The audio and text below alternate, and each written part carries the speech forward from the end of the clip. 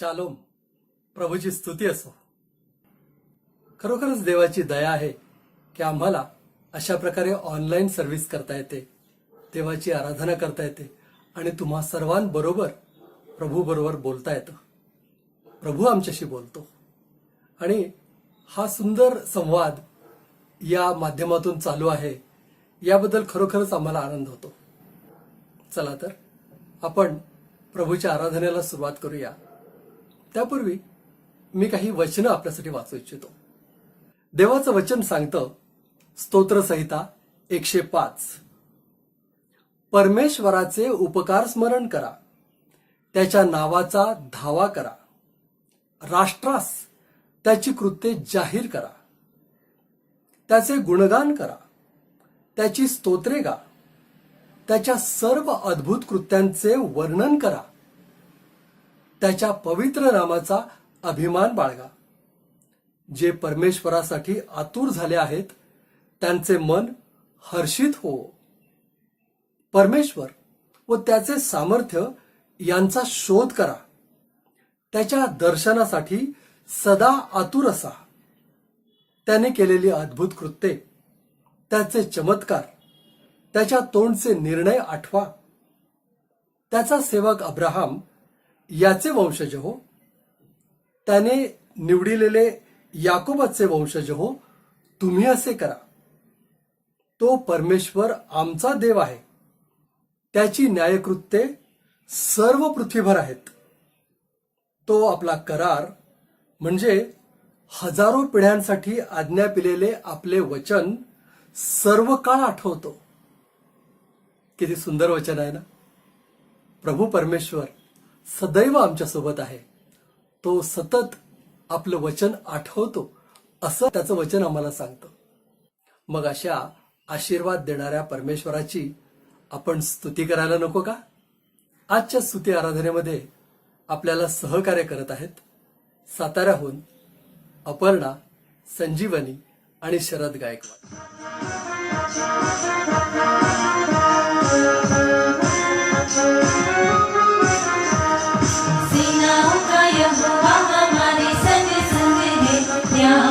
परमेश्वर हमारा ऊंचा गढ़ है, जिसने आकाश बनाया, जिसने पृथ्वी बनाई, ओ जिसने आकाश बनाया, जिसने पृथ्वी बनाई, वो सर्व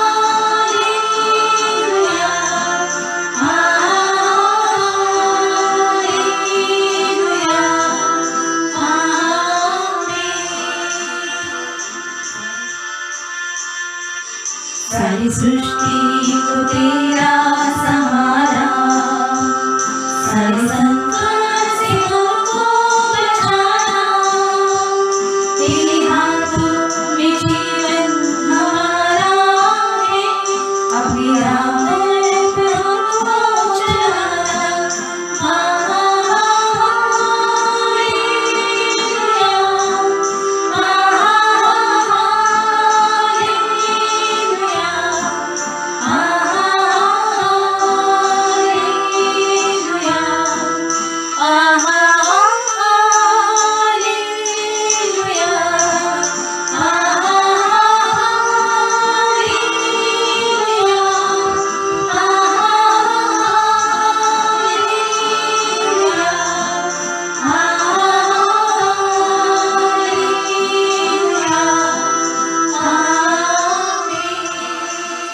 अब दूर नहीं है किनारा, धीरज को हमारे बढ़ाना, जीवन की हमारी इस नैया को भव सागर में खोने न देना।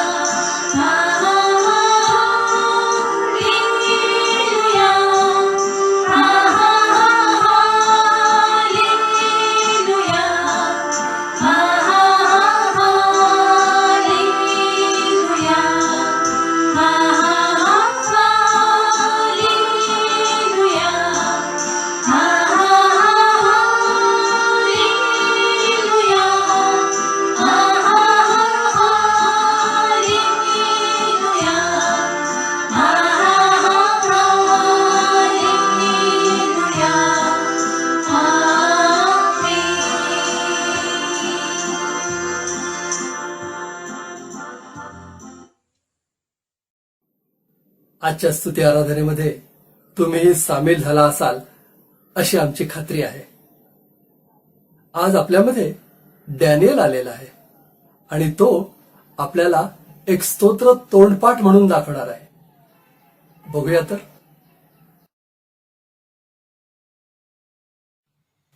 Hi, I'm Daniel. I'm going to say Psalm 121. I lift up my eyes to the hills. From whence comes my help? My help comes from the Lord who made the heavens and the earth. He shall not allow your foot to be moved. He who keeps you shall not slumber. Behold, he who keeps Israel shall not sleep nor slumber. The Lord is your keeper. The Lord is your shade at your right hand. The sun shall not strike you by the day, nor moon by night. The Lord shall preserve you from all evil. He shall preserve your soul. He shall preserve your going out and coming in, for now and forevermore. Amen. कौतुक आहे ना डॅनियलचं. किती छान त्याने स्तोत्र म्हणून दाखवलं. अजून त्याला वाचता देखील येत नाही, परंतु त्याने तोंडपाठ केलेलं आहे. आपण देखील मला वाटतं यापासून काहीतरी धडा घ्यायला हवा. आपण देवाची वचनं तोंडपाठ म्हणायला शिकलंच पाहिजे. यावेळेस आपण उपासना संगीतामधून आता सदा आनंदित मी हे सुंदर गीत गाऊया. तुम्ही हे गायचंय बरं का.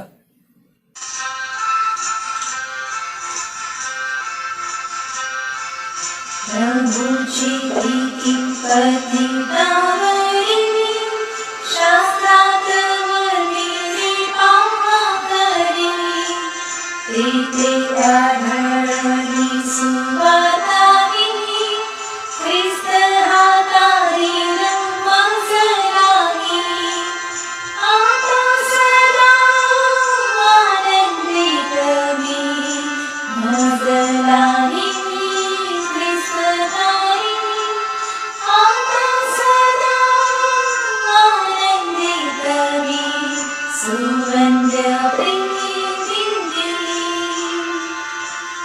मजला चारास उद्धाराया, प्रेमी तो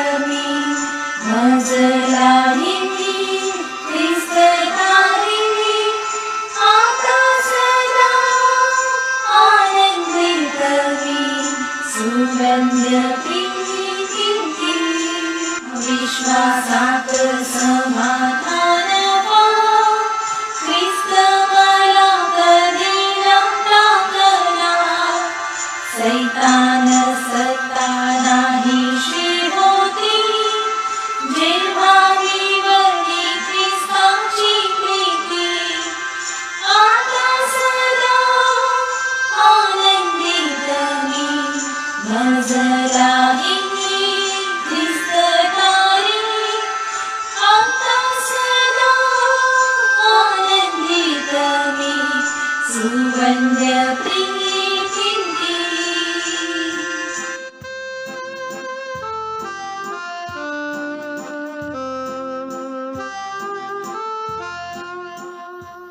यावेळी आपण परमेश्वराचं वचन वाचूया. या वचन वाचण्यामध्ये आपलं नेतृत्व करत आहे मॅग्डलिन जाधव.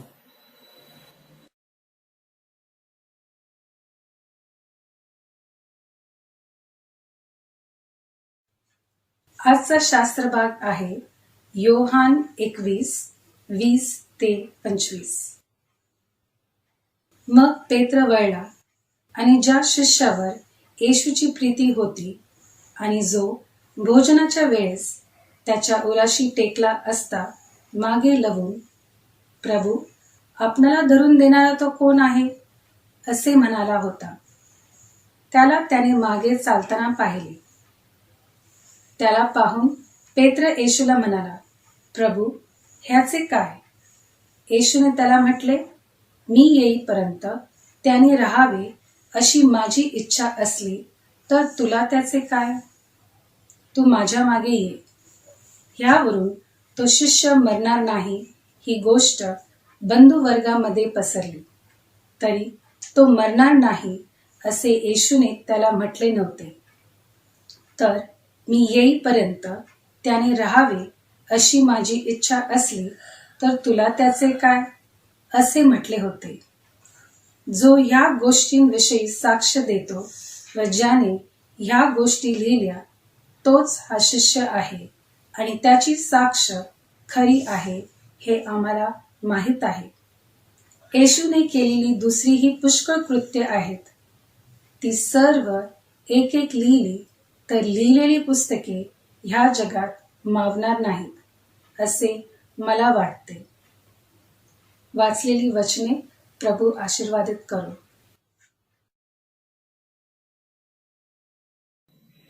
मॅग्डलिन, हे वचन सुंदरपणे वाचल्याबद्दल तुझे आभार आणि देवाला स्तुती असो.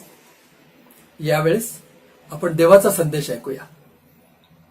प्रभूचा संदेश आपल्यापर्यंत आणत आहेत पुण्याहून रेव्हरंड संजय डेव्हिड गायकवाड.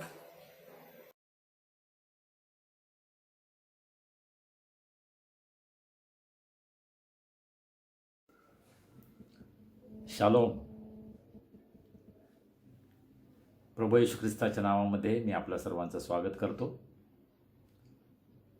आज पुन्हा एकदा या ऑनलाईन भक्तीच्या माध्यमातून आपल्या सर्वांची भेट घेता आली, याबद्दल मला अतिशय आनंद वाटतो. गेल्या दिवसांमध्ये या भक्तीच्या माध्यमातून माझा विश्वास आहे की प्रभूनं आपल्या सर्वांना आशीर्वादित केला आहे.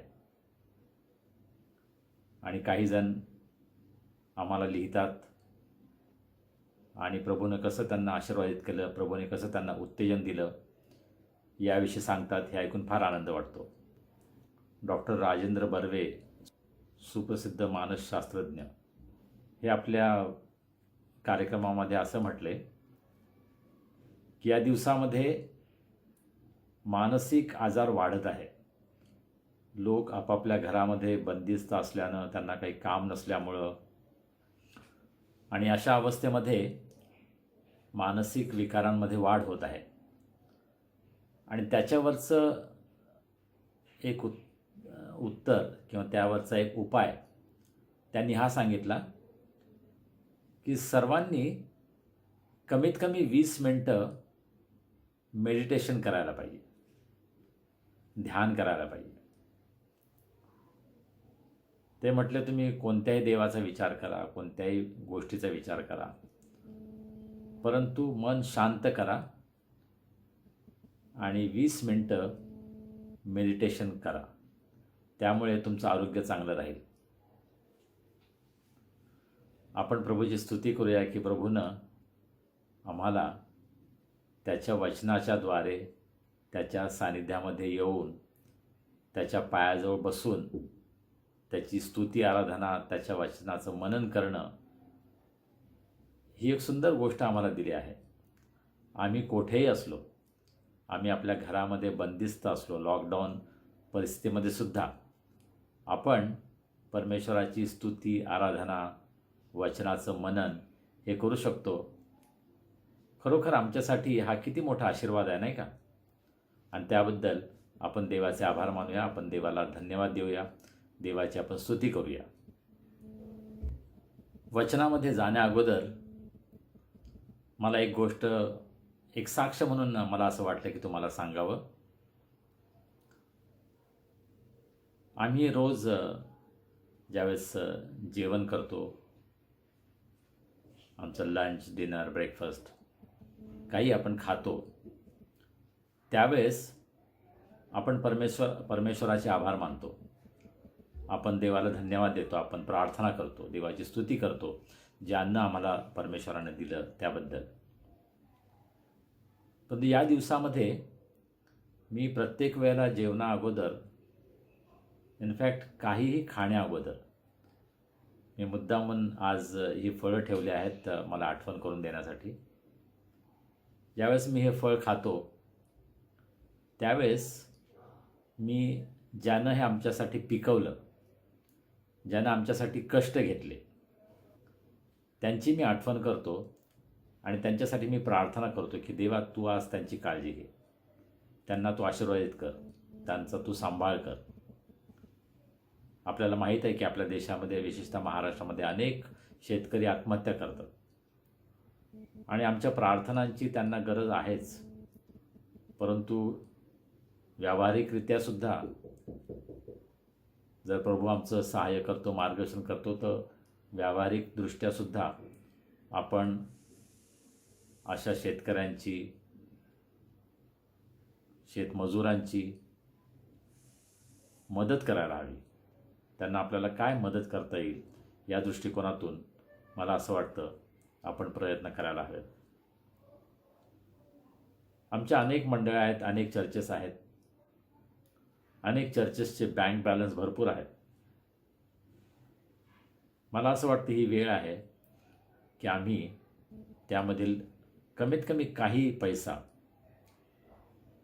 जे मजूर आहेत, जे मायग्रंट वर्कर्स आहेत, स्थलांतरित मजूर आहेत, ज्यांना आज जेवण मिळणं कठीण झालं आहे, शेतकरी बंधू आहेत की ज्यांना आपल्या शेतातील माल आज विकता येत नाही.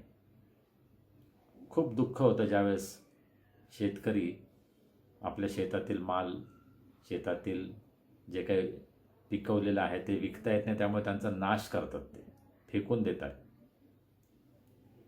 आणि खूप दुःख होतं.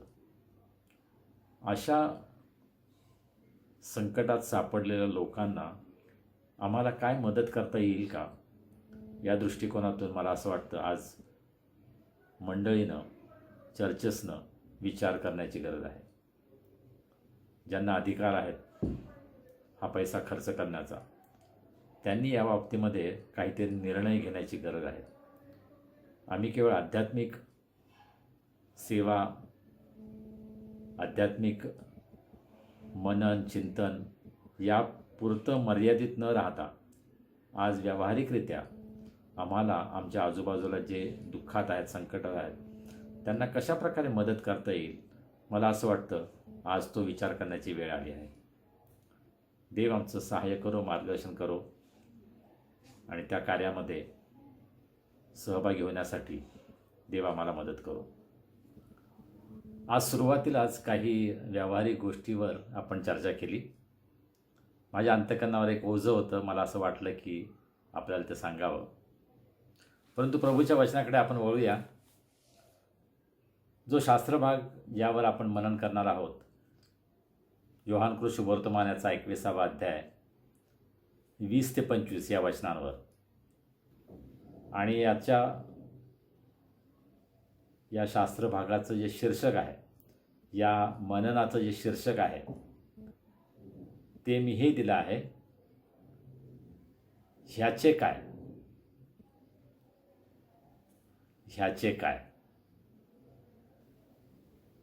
पेत्रानं जो प्रश्न केला, याचं काय, त्याचं उत्तर पाहण्यासाठी आपल्याला 20व्या वचनाकडे जावं लागेल. आणि 20व्या वचनामध्ये आपण काय वाचतो? मग पेत्र वळला आणि ज्या शिष्यावर येशूची प्रीती होती आणि जो भोजनाच्या वेळेस त्याच्या उराशी टेकला असता मागे लावून, प्रभू, आपणाला धरून देणारा तो कोण आहे असे म्हणाला होता, त्याने म्हणजे पेत्राने मागे चालताना पाहिले. कोण होता हा? जो स्वतःचं वर्णन प्रभू येशू ख्रिस्त ज्याच्यावर प्रीती करतो असं करतो. हे जे शुभवर्तमान आहे ते योहानानं लिहिलेलं आहे हे आपल्याला माहीत आहे. आणि योहान या शुभवर्तमानामध्ये स्वतःची ओळख ज्याच्यावर येशूची प्रीती होती अशा रीतीने करून देतो. किती सुंदर ओळख आहे नाही का? माझ्यावर येशूची प्रीती आहे. त्याला ही पूर्ण खात्री होती, त्याला पूर्ण विश्वास होता की येशूचं त्याच्यावर प्रेम आहे.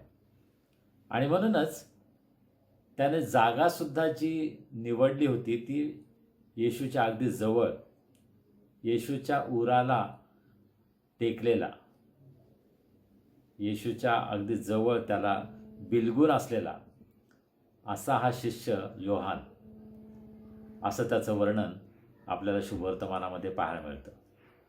किती सुंदर साक्ष आहे नाही का? आणि हाच शिष्य प्रभू येशू ख्रिस्ताच्या वधस्तंभावरील मरणाच्या वेळेस वधस्तंभाच्या पायथ्याशी उभा होता. क्रूसाच्या पायाजवळ जी मोजकी मंडळी होती, काही स्त्रिया आणि हा एकमेव पुरुष, हा शिष्य त्या ठिकाणी होता, ज्याच्यावर प्रभू येशू ख्रिस्तानं फार मोठी जबाबदारी सोपवली. आपल्या आईची काळजी घेण्यासाठी आपल्या आईला त्याच्याकडं सोपून दिलं होतं. एक नवीन नातेसंबंध योहानाबरोबर प्रभू येशू ख्रिस्तानं सुरू केला होता की तो केवळ शिष्य नाही, परंतु आता माझा भाऊ आहे आणि माझ्या आईची काळजी तो आता घेईल. योहान कृत शुभवर्तमानाच्या 13व्या अध्यायामध्ये 23 ते 25 या वचनांमध्ये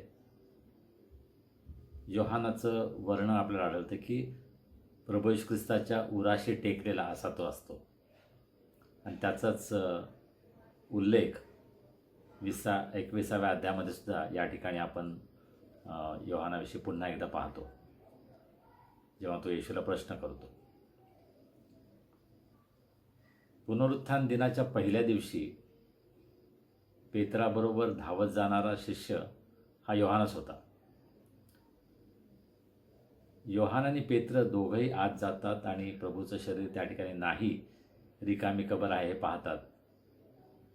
परंतु त्या ठिकाणी उल्लेख हा आहे की योहानानं त्यावर विश्वास ठेवला. योहानानं जे काही पाहिलं त्यावरून कदाचित प्रभू येशू ख्रिस्त जे काही त्यांना सांगत होता, शिकवत होता, त्याची आठवण करून प्रभू येशू ख्रिस्तावरचा आपला विश्वास त्यानं प्रगट केला. योहानानं पत्रसुद्धा लिहिली. योहान पुढे फार मोठा येशूचा एक प्रेषित, मंडळीचा पुढारी असा झाला.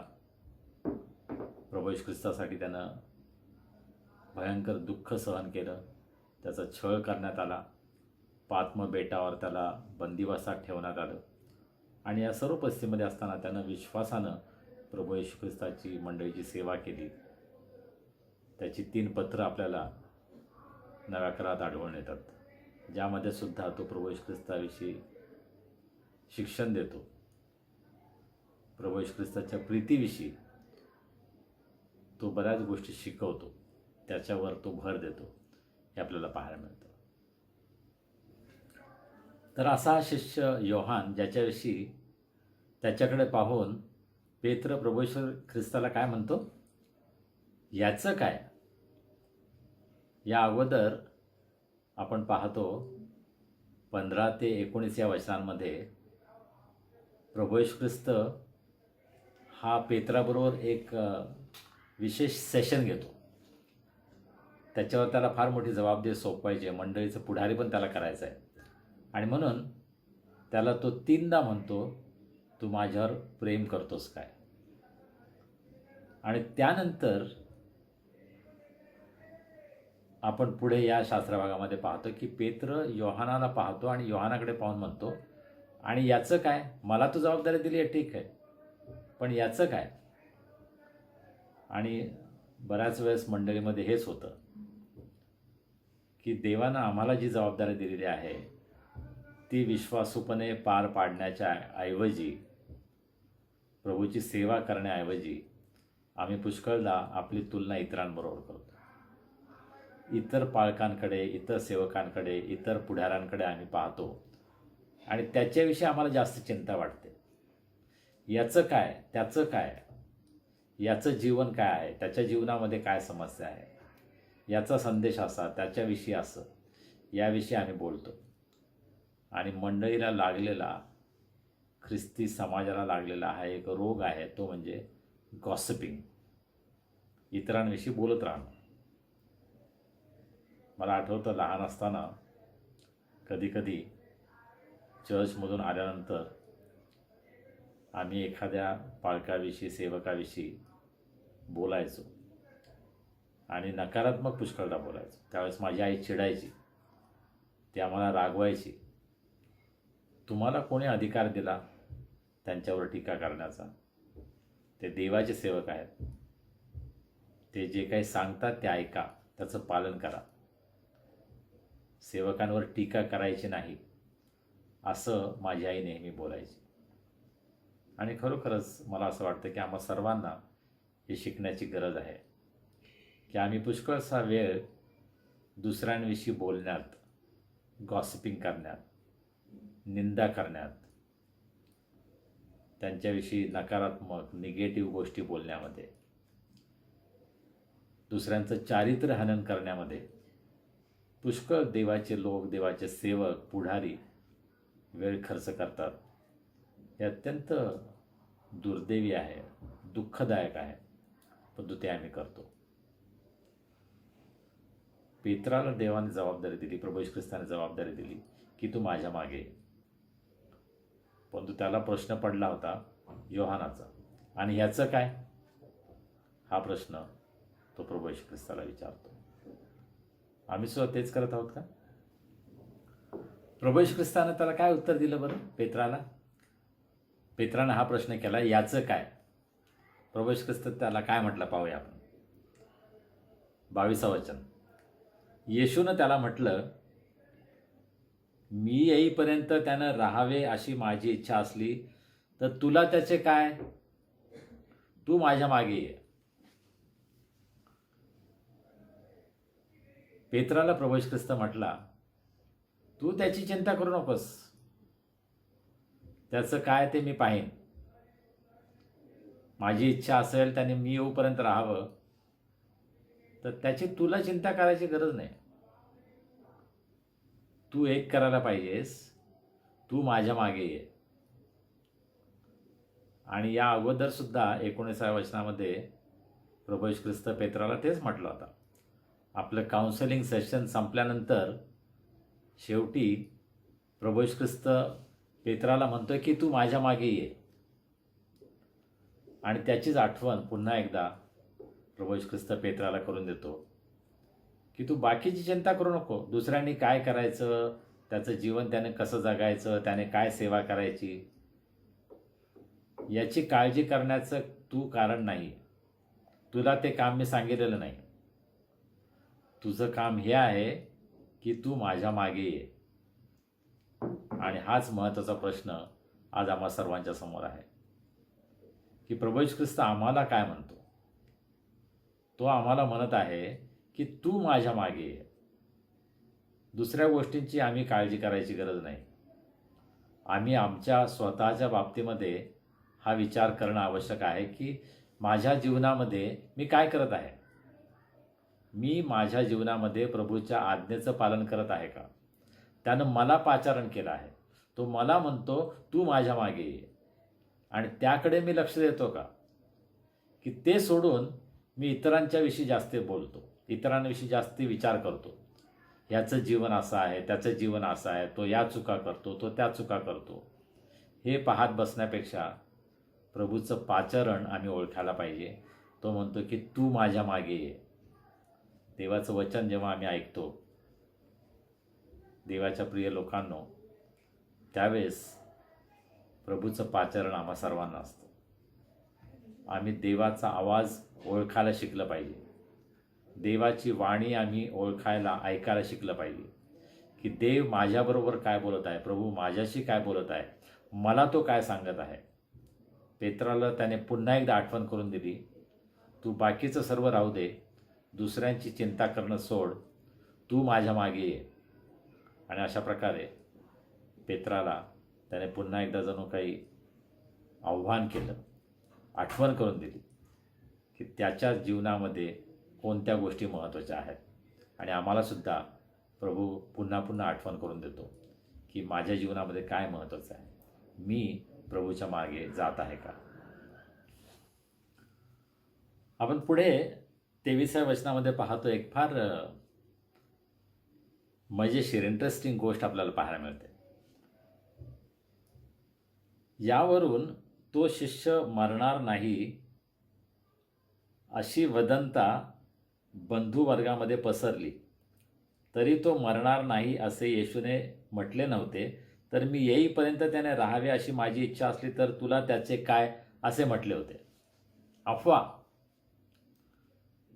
अफवा पसरली की हा शिष्य मरणारच नाही. आज आपल्यामध्ये ही समस्या नाही का, अफवा. या लॉकडाऊन काळामध्ये सुद्धा वेगवेगळ्या प्रकारच्या अफवा पसरवल्या जातात. काही दिवसांपूर्वी एक भयंकर गोष्ट घडली पालघर जिल्ह्यामध्ये, मला असं वाटतं गडचिंचले या गावामध्ये. 2 साधू त्या गावामध्ये आले आणि त्यांचा आणि त्या ड्रायव्हरचा जवळजवळ 100-150 लोकांच्या जमावानं अतिशय क्रूरपणे त्यांचा खून केला, त्यांना मारण्यात आलं. भयंकर गोष्ट घडली, अतिशय दुःखदायक गोष्ट घडली. कशामुळं? अफवा. मुलं चोरणारी टोळी आली आहे अशी अफवा त्या गावामध्ये पसरली होती.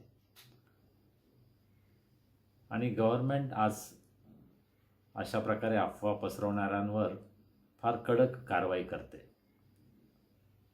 आणि पुष्कळदा आमच्या ग्रुप्समध्ये, व्हॉट्सॲप ग्रुप्समध्ये सुद्धा अशा प्रकारे चुकीची माहिती आम्ही पसरवत असतो. मी स्वतःसुद्धा त्याला बळी पडलेलो आहे. माझा भाऊ पीटर आणि माझा UBSचा क्लासमेट बिली सॅम हे आणि असे अनेक लोक आहेत की त्यांना या गोष्टी ताबडतोब शोधता येतात. ते लगेच शोधतात की याचं मूळ काय आहे, सोर्स काय आहे, ही गोष्ट खरी आहे का. आणि ते आम्हाला जागृत करतात की तुम्ही जे टाकली होती पोस्ट ती बरोबर नाही आहे, सत्य वेगळंच आहे. अफवा पसरवण्यामुळं कितीतरी भयंकर गोष्टी घडू शकतात. आणि पहिली मंडळी सुरू होण्या अगोदरच प्रभू येशू ख्रिस्त असताना प्रभू येशू ख्रिस्त जे काही बोलला त्याच्यावरून शिष्यांमध्ये अफवा पसरली. पहा, शिष्यांमध्ये, बंधुवर्गामध्ये, मंडळीमध्ये, चर्चमध्ये अफवा पसरवल्या जातात. कधी सेवकाविषयी अफवा पसरवल्या जाते, कधी मंडळीतील सभासदांविषयी, तरुणांविषयी, सर्वसाधारण सभासदांविषयी चुकीच्या माहितीवरून काही गोष्टी पसरवल्या जातात. हे अतिशय दुःखाचं आहे. असं व्हायला नको. परंतु ते घडलं, प्रभू येशू ख्रिस्ताच्या बोलण्यावरून सुद्धा ते घडलं, हे आपल्याला पाहायला मिळतं. अर्थात ती चूक दुरुस्त करण्यात आली. या शुभवर्तमानामध्ये आपण पाहतो की खरं काय आहे हे शेवटी शिष्यांना कळलं आणि त्यांनी ती चूक दुरुस्त केली. आज आम्हालासुद्धा कदाचित हे करावं लागेल. जर आम्ही अफवा पसरत असू तर आम्ही ते थांबवायला हवं. दुसरे लोक जर अफवा पसरत असतील तर त्यांना आम्ही जागृत करायला हवं. आणि या अत्यंत चुकीच्या गोष्टीपासून आपण स्वतःला आवरायला हवं. शेवटी आपण पाहतो 24व्या वचनामध्ये, जो या गोष्टीविषयी साक्ष देतो व ज्याने या गोष्टी लिहिल्या तोच हा शिष्य आहे आणि त्याची साक्ष खरी आहे हे आम्हाला माहीत आहे. योहानकृत शुभवर्तमानाच्या अखेरीस लेखक स्वतः योहान आपण कशा रीतीनं हे लिखाण केलेलं आहे ते सांगतो आणि बंधुवर्ग इतर शिष्यसुद्धा त्याच्याबरोबर आहेत. त्या साक्षीला ते त्याच्याबरोबर साथीदार आहेत, त्याला ते मान्य आहेत आणि म्हणून त्याचं जे लिखाण आहे ते सत्य आहे, ते ऑथेंटिक आहे, ते ग्रहणीय असं आहे, त्यावर आपण विश्वास ठेवू शकतो हे आम्हाला त्यामधून समजतं. फक्त एक गोष्ट मला या वचनातून आपल्यासमोर ठेवायची आहे की योहान साक्ष देतो आणि त्या गोष्टीविषयी लिहितो. आमच्या जीवनामध्ये जे काही अनुभव आम्हाला आलेले आहेत ते अनुभव आपण केवळ स्वतःपुरते न ठेवता त्याची साक्ष देणं आणि इतरांपर्यंत ते पोहोचवणं लिखाणाद्वारे किंवा आमच्या बोलण्याद्वारे वेगवेगळ्या मार्गामधून आपण ते इतरांपर्यंत पोहोचवणं हे कितीतरी आवश्यक आहे. आज आम्हाला जे पवित्र शास्त्र आमच्या हातामध्ये आहे ते शिष्यांनी हा सर्व वृत्तांत लिहिला. जसं लूक शुभवर्तमानामध्ये आपण पाहतो की डॉक्टर लूक त्यानं अभ्यास केला, रिसर्च केला, संशोधन केलं आणि प्रभू येशू ख्रिस्ताचं जीवनचरित्र आणि त्यानंतर पहिल्या मंडळीचं जीवन या गोष्टी त्यानं लिहून ठेवलेल्या आहेत. आणि लिखाणाचा फायदा आम्हाला हा होतो की इतरांपर्यंत ती माहिती पोहोचते आणि हे आम्हालासुद्धा आमच्या जीवनामध्ये करायचं आहे. आमच्या जीवनामध्ये जो काय अनुभव आहे, देवाने जो काही आम्हाला अनुभव दिलेला आहे, जी काही आमच्या जीवनामधील साक्ष आहे ती आम्हाला इतरांपर्यंत न्यायची आहे आणि ती करण्यासाठी देवानं तुम्हाला आणि मला आम्हा सर्वांना उत्तेजन द्यायला पाहिजे आणि तो आम्हाला उत्तेजन देतो त्याचा उपयोग आपण करायला पाहिजे आणि हे कार्य आम्हाला पुढे न्यायचं आहे. प्रभू येशू ख्रिस्ताची सेवा आम्हाला या माध्यमातून सुद्धा करायची आहे. आमच्यापैकी काही जणांना लिखाणाचं उत्तम दान आहे आणि त्याद्वारे आपण ही देवाची सेवा पुढे न्यायला पाहिजे. आमचे बंधू अशोक हिवाळे अतिशय सुंदर लिखाण स्वतः करतात आणि इतरांना ते उत्तेजन देतात की कशाप्रकारे आम्ही योग्य प्रकारे लिखाण करायला हवं, त्याचे नियम काय आहेत याविषयी त्यांनी एक फार सुंदर लेख गेल्या काळामध्ये लिहिला आणि त्यामधून अनेकांना उत्तेजन मिळेल, मार्गदर्शन मिळेल, आशीर्वाद मिळेल हा माझा विश्वास आहे. आम्ही देवानं जे काय आम्हाला दिलेलं आहे ते इतरांपर्यंत नेण्यासाठी प्रयत्न करायला हवा. शेवटी 25वं वचन, येशूने केलेली दुसरीही पुष्कळ कृत्य आहेत, ती सर्व एक एक लिहिली तर ती लिहिलेली पुस्तके या जगात मावणार नाहीत असे मला वाटते, असं योहान म्हणतो. आणि हे समजून घेण्यासाठी आपल्याला 20व्या अध्यायाची 30 आणि 31 ही वचनं पाहायला पाहिजे. त्या ठिकाणी योहान काय म्हणतो, या पुस्तकात लिहिली नाहीत अशी दुसरी पुष्कळ चिन्हे येशूने आपल्या शिष्यांदेखत केली. येशू हा देवाचा पुत्र ख्रिस्त आहे असा तुम्ही विश्वास ठेवावा आणि विश्वास ठेवून तुम्हाला त्याच्या नावाने जीवन प्राप्त व्हावे म्हणून हे लिहिले आहेत. पहा, योहानकृत शुभवर्तमान लिहिण्यामागे योहानाचा उद्देश काय आहे हे तो स्पष्ट करतो. प्रभू येशू ख्रिस्ताने पुष्कळ कार्य केली, पुष्कळ चमत्कार केलेत, पुष्कळ संदेश दिले असतील, परंतु ही जी लिहिले आहेत ज्याचा समावेश पवित्र शास्त्रामध्ये बायबलमध्ये आहे, देवाच्या प्रेरणेनं देवाच्या सेवकांनी हे लिहिलेलं आहे, त्याचा उद्देश हा आहे की प्रभू येशू ख्रिस्ताला आम्ही ओळखावं, प्रभू येशू ख्रिस्तावर आम्ही विश्वास ठेवावा, प्रभू येशू ख्रिस्त आमचा तारणारा आणि प्रभू आहे अशा प्रकारे आम्ही त्याच्यावर विश्वास ठेवावा आणि त्या विश्वासाच्या द्वारे आम्हाला सार्वकालिक जीवनाचा लाभ व्हावा ही लिहिणाऱ्याची आणि देवाची इच्छा आहे. योहानकृत शुभवर्तमानामध्ये आम्हाला सर्वांना परिचित वचन आम्हाला माहीत आहे 3:16, देवानं जगावर एवढी प्रीती केली की त्यानं आपला एकुलता पुत्र दिला यासाठी की जो कोणी त्याच्यावर विश्वास ठेवतो त्याचा नाश होऊ नये तर त्याला सार्वकालिक जीवन प्राप्त व्हावे.